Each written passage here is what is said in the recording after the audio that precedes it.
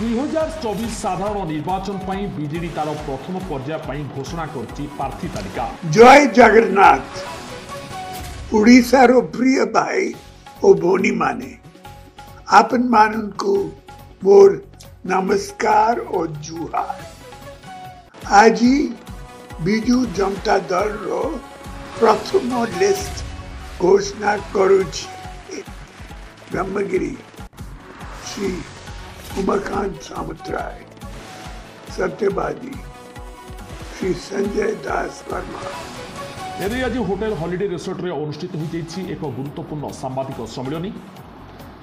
तबे चलित निर्वाचन रे पुरी जिलार दुईटी विधानसभा क्षेत्र सत्यवादी और ब्रह्मगिरी नेतृत्व रे करा जायछि परिवर्तन। सत्यवादी लड़िबे ब्रह्मगिरी पूर्वतन विधायक श्रीयुक्त संजय दास वर्मा एवं ब्रह्मगिरी लड़िबे उमाकांत सामंतराय जी थिले सत्यवादी विधायक। यह अवसर में सत्यवादी निर्वाचन मंडल कार्यरत उभय प्रिंट और इलेक्ट्रोनिक मीडिया गणमाध्यम प्रतिनिधि मानक नहीं एक प्रेसमिट अनुष्ठित हो जाइए हॉलिडे रिसोर्ट होटेल रे। तेज प्रेसमिट रे सांबादिक मानक उद्बोधन दे भोटर मान सहयोग लोड़ी श्री वर्मा। सत्यवादी माटी एक पवित्र माटी, यही माटी थिला पंचसखांक जन्मभूमि एवं कर्मभूमि। तांकर बलिदान और महाप्रभु साकी गोपीनाथंकर आध्यात्मिक परिवेश महत्व को नहीं सही कर्मभूमि रे कार्य करने से भाग्यवान बोली मन सहित बीजेडी सुप्रीमो नवीन पट्टनायक तांकु एही जागारू प्रार्थी भाव टिकेट देइथिबारु से तांकु धन्यवाद अर्पण करिसेंती। एही निर्वाचन रणांगन में दृढ़ समर्थन सह विपुल जनसमर्थन में विजयी होने आशावादी होती श्री वर्मा। एसहित नवीन पट्टनायक को षष्ठ थर मुख्यमंत्री रूप में देखापी से आशावादी रही। तेरे यही सांबादिक सम्मेलन में सत्यवादी ब्लॉक पंचायत समिति अध्यक्ष सुनील कुमार पंडा सहित सत्यवादी ब्लॉक बीजेडी सभापति श्रीयुक्त प्रमोद कुमार राउतराय एवं सत्यवादी ब्लॉक उपाध्यक्षा श्रीमती निवेदिता पात्र प्रतिनिधि श्री प्रकाश प्रधान उपस्थित रही एवं सहित कणास ब्लॉक सभापति जी रही कणास ब्लॉक अध्यक्षांक प्रतिनिधि से सुशील कुमार राउत से उपस्थित रही। तेरे किभली भाव में निर्वाचन बैतरणी पार हेब से नहीं विस्तृत भाव में आलोचना करा कार्यक्रम में पूर्वतन सत्यवादी ब्लॉक अध्यक्ष श्रीयुक्त प्रेमानंद बेहरा उपस्थित रही देखा मिलता। चलित 2024 साधारण निर्वाचन में उभय सत्यवादी ब्लॉक और कणास ब्लॉक में विजु जनता दल में जो भाव में कर्मी मान मध्य आग्रह उत्साह रही राज्य सरकार तथा बीजेडी सुप्रीमो नवीन पट्टनायक जो भाव में कार्यक्रम करिया विश्वविद्यालय हो कि ऐतिह्य गाँ बा ऐतिहासिक माटी सुआंड माटी पुण्यात्मा उत्कलमणि गोपबंधु दासंकर षठी घर जो रूपांतरण कार्यक्रम हो उभय को नहीं से विस्तृत भाव में आलोचना करते विभिन्न गणमाध्यम प्रतिनिधि प्रश्नर उत्तर रखिंट। खूब शीघ्र सत्यवादी विकास को नहीं से त्वरान्वित कार्यक्रम हाथ को नेबे बोली निज प्रतिक्रिया जणाइछंती। जातिर पुण्यपीठ सत्यवादी निर्वाचन मंडली जोठो पंचसखा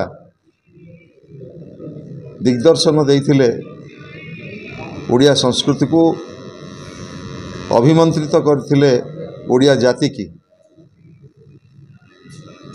से जो आमर बकुल वन रे जो विद्यालयटी प्रतिष्ठा होता से गोटे साधारण विद्यालय नुह। से विद्यालय स्वाधीनता परवर्ती समय रे जातीय चरित्र गठन पाई अभिप्रेत थिला। एभली एक पुण्य माटी जो माटी रे गोपबंधु दास कर जन्म एवं जो त्यागर भूमि से भूमि रे माननीय मुख्यमंत्री नवीन पट्टनायक विजु जनता दल सभापति मते सेवा करने सुजोग देइछंती एवं सेही माटीरू मु जेतेबेले मोर राजनैतिक जीवन आरंभ करथिली प्रथम निर्वाचन कणासर से माटीरू मोर राजनैतिक सामाजिक जीवन मु आरंभ करथिली आपण मैंने जानिछंती गडजात आंदोलनर प्रजा आंदोलनर गोटे प्रमुख क्षेत्र हिसाब रे कणास गोटे संघर्षर माटी संस्कृतिर जय यात्रा जितेबाला सत्यवादी आरंभ होता ओडिशार साम्यवादी आंदोलन आरंभ होता कणास माटी